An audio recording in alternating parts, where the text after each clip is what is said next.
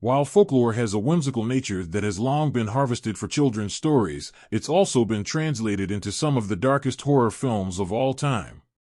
Hollywood has long been fond of the grimdark fairy tale, and the latest trend with these retellings has been playing with non-Christian mythology and texts.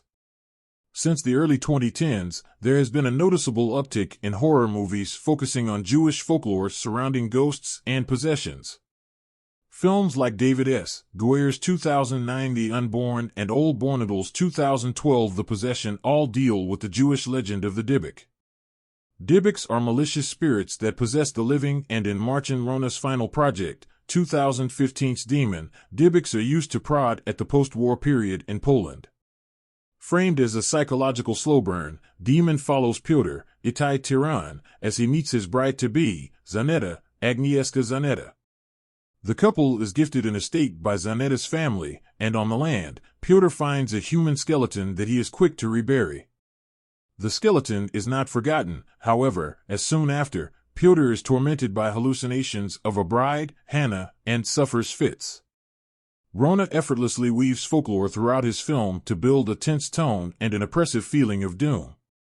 Rona's aesthetic choices for Demon convey a sense of overwhelming dread. There is an air of claustrophobia once Piotr arrives at the estate. Piotr is trapped there with people who care more about appearances than his well-being, and so is the audience. The cool color palette with the warm yellows stripped out and the old-world country setting winks at the bleak twist on the folklore. Once the movie transitions into the wedding, the camera shots become wild, with lots of spinning to mimic the frenzied, manic atmosphere. Using these stylistic framing devices allows Rona to trap the audience in the same helplessness Piotr is experiencing. Demon's setting and characters are all intentionally designed to comment on Poland's continued minimizing of its role in the Holocaust during World War II. Despite upwards of 3 million Jewish Poles dying during the war, the government has long sought to downplay or outright deny the impact of the Holocaust in Poland. Rona uses Demon to critique not only the government's involvement in this denial, but also the people's willingness to accept the lie. Set on an isolated, country estate and following a moneyed family, Demon puts the privileged under the microscope. The film is critical of those willing to turn a blind eye to atrocities to maintain personal comfort. Piotr's initial reaction to finding a human skeleton is to cover it back up and pretend he never saw it. Rather than fleeing Zanetta's family, who are ultimately strangers and now potentially dangerous, he elects to stay. Marrying Zanetta promises Piotr status, something he values more than justice. For all that Demon is a possession movie, that is not where the film generates its horror. Zanetta's family and the wedding guests' selective blindness to the obvious suffering of Piotr is easily the scariest thing about Demon. Despite Piotr's startling and visceral seizures and disturbing visions, what gets under the viewer's skin is the response from all the living, non-possessed people. During one of Piotr's episodes, he rips his shirt off. As he contorts, the camera focuses on the prominence of his spine and the layer of sweat covering him.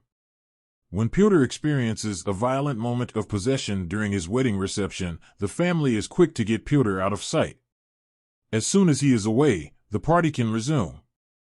This callousness is portrayed as horrifying, as Piotr's continued agony even while sequestered is sharply contrasted with the lively party outside. Dybbuk is an entity unique to Jewish folklore. They are half ghost, haunting the living and tormenting them, and half demon, possessing the living. Dybbuk are forces of justice, targeting only those who have sinned. During the Dybbuk's haunting and possession, they force the living person to acknowledge the wrong they have done. Choosing the Dybbuk for this film was inspired. One of the final lines, "We must forget what we didn't see here," makes Rona's intention obvious. Rona can draw parallels between his plot, where the characters willfully ignore the suffering and abuse of others, and the history of anti-Semitism in Poland. Horror has long been used as an effective tool for criticizing social and political movements, and Demon highlights the ugliness of complacency in the face of atrocity. While on the promotional circuit for Demon, Marcin Rona died by suicide. His commitment to handling dark and pressing topics in his movies has resulted in a timely and shrewd catalog. Demon is his most ambitious project, a swan song that weaves terrifying elements of Jewish folklore into a commentary on Poland's history of Holocaust denial. It's a haunting film and one that will break the audience's heart as it rips it out. Demon is available to rent on Amazon.